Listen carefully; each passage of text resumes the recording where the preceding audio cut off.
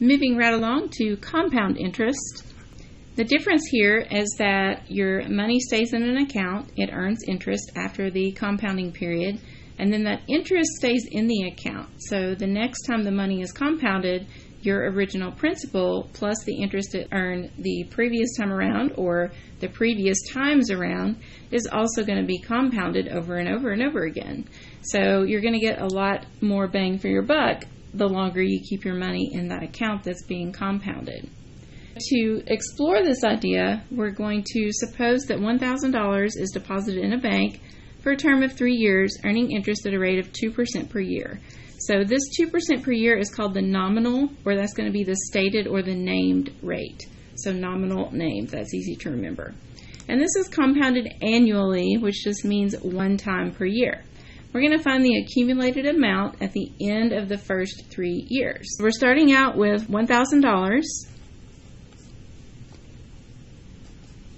So we can use the simple interest formula for just the first year to figure out how much we have, but after that first year, that's when the interest starts getting compounded on itself. So 0.02 is the rate just for the 1 year, and that comes up to 1,020 if you type that into your calculator. Now at the beginning of year 2, we're not starting with $1,000, we're starting with $1,020. We're taking this amount, this 1,020, and we're re-compounding it, and we're getting interest on that $1,020. So we're taking the original 1,020, which was represented by this expression, so all of this was equal to the 1,020, and now we're multiplying it by 1 plus r times t.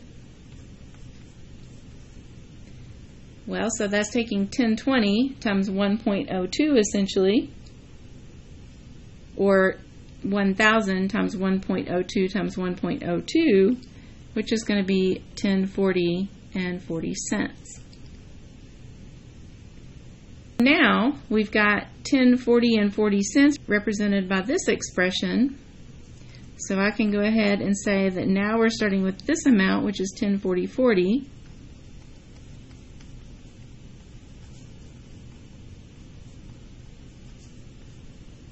All of this right here is 1040.40. But now it's another year gone by, so I have to add that interest in again, and I'm going to finally end up with 1061 and 21 cents. If you'll notice what kept happening here is we just kept adding on this multiple of 1.02 every single time. So in the beginning, it was 1,000 times 1.02 to the first power. And then down here, it became 1,000 times 1.02 to the second power. Notice there's two of those expressions there multiplied, two factors. And then we've got 1,000 times 1.02 to the third power. Do you notice a pattern here? Well, yes, you probably did. So you're noticing that A is equal to, you take that principal amount, and you're taking 1 plus r and raising it to that t power. Now that's a great observation, but the thing here is that compound interest is usually compounded more than just once a year annually. And that's a good thing because that means it gives us even more compounding periods to make our money grow. So the interest between successive interest calculations is called the conversion period. So annually, one time per year is the conversion period. If interest at a named or stated rate of r per year is compounded m times per year on a principal of p dollars, then the simple interest rate per conversion period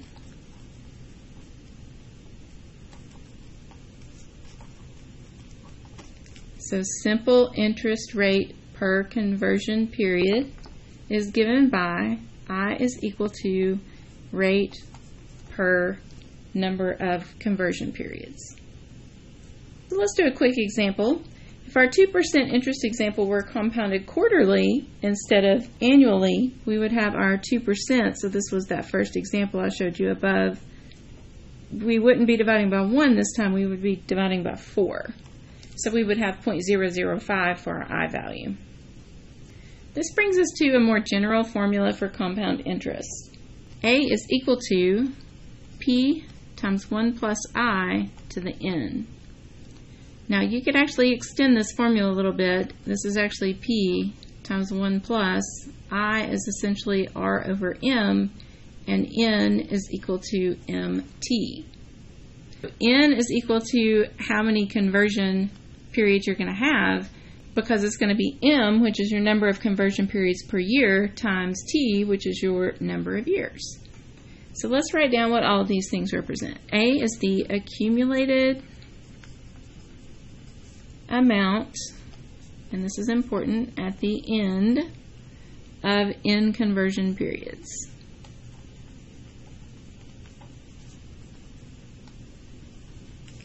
So this is that future value.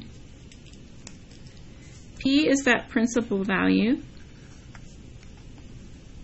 sometimes referred to as present value, or PV. I is that R over M. N is that M times T. And these formulas here will be given on the test. And this formula here will be given on test. But this one will not be given on test. Okay, so you will be able to put that together if you notice that, but this one will not be given on the test. R is going to be the nominal interest rate. That's the named rate.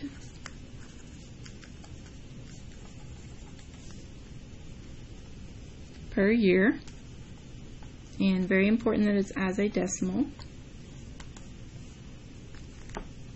M is your number of conversion periods. And T is going to be your number of years.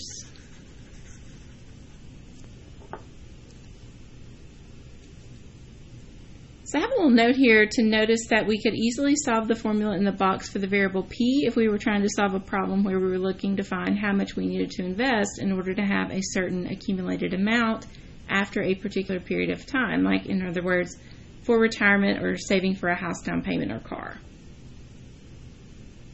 Looking at some examples, let's consider the following. So we got that $1,000 to deposit for a term of 3 years, earning interest at that 2% rate. So instead of computing the annual compounding period, we're going to look at semi-annually, quarterly, monthly, and then daily and see what happens. So we've got A equals, let's write our formula down so we have it, P times 1 plus I to the N, where I is R over M and N is MT. So that'll be on your formula sheet. Semi-annually means 2 times per year. Quarterly means 4 times per year. And monthly means, of course, 12 times per year. And with the daily, we're going to assume a 365 day per year.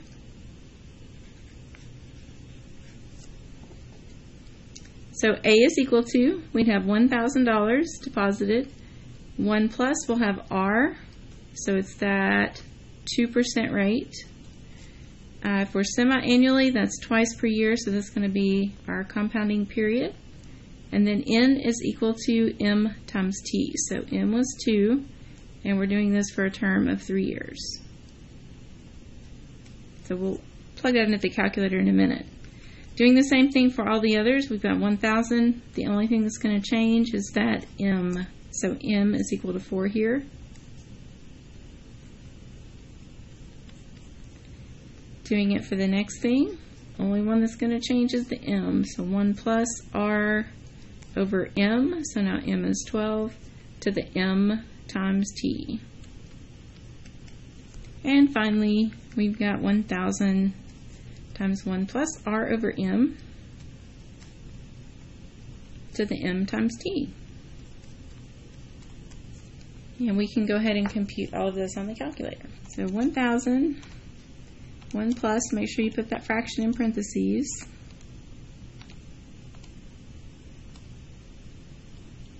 And I would go ahead and multiply these out if it's easy enough. Otherwise, you would have to use parentheses at that point for the exponent. So 1061.52. Don't type everything in again, just hit second enter. And notice it pulls back up what you just typed in. So all we need to do is change that 2 to a 4. And it looks like our exponent is now going to be 12.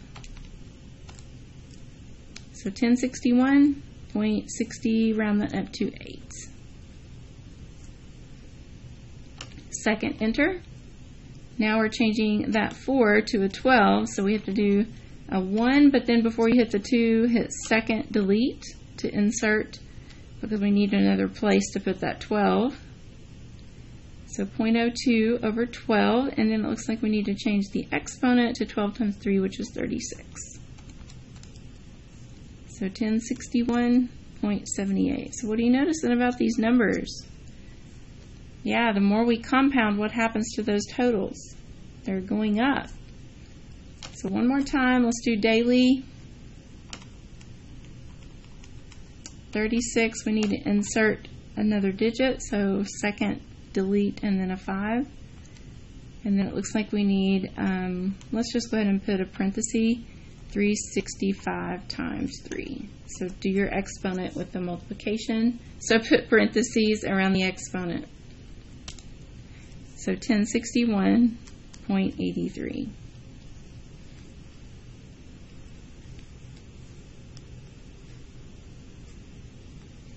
Interest really depends more on the, what should we put in that blank? Depends more on the conversion period than on the rate itself. So we need a way to compare interest rates effectively, and that's what you're going to see in part 3 of this video.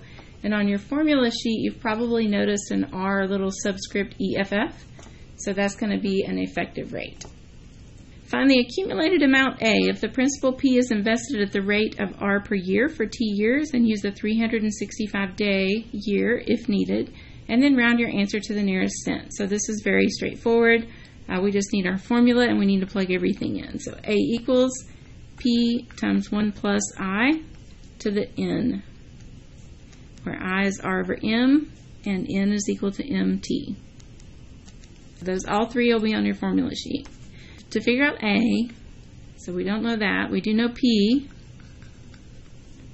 1 plus, we've got R. Now be careful, this is 7.75%, so to turn it into a decimal you need to move it back 2 places, divide by 100. 0.0775 over M, and we're compounding quarterly, so M is equal to 4. And this is raised to the MT, so 4 times 8. 44,000. And then 1 plus, we're going to put that other fraction in parentheses, 0.0775 over 4, close, close, and then raise to the, I'm going to go ahead and multiply and get 32. If you put in 4 times 8, you'd have to have parentheses around 4 times 8 right there in the exponent, but we're good to go here. So just hit enter.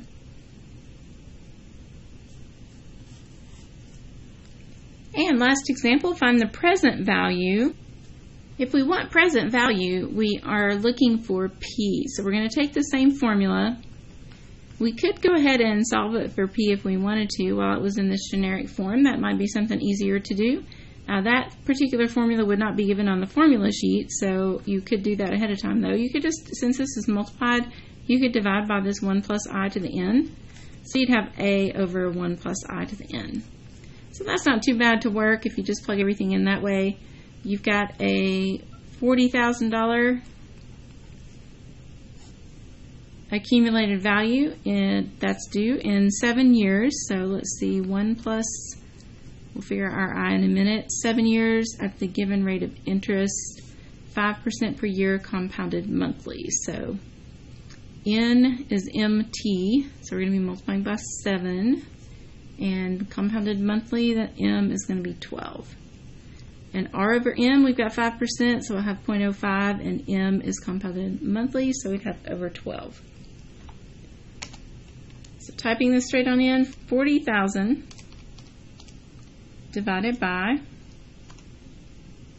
1 plus 0.05 over 12, and we want to be sure we raise the entire 1 plus 0.05 over 12 to the 12 times 7 power. So 12 times 7 is 84, and then close, and we end up with 28,208.03.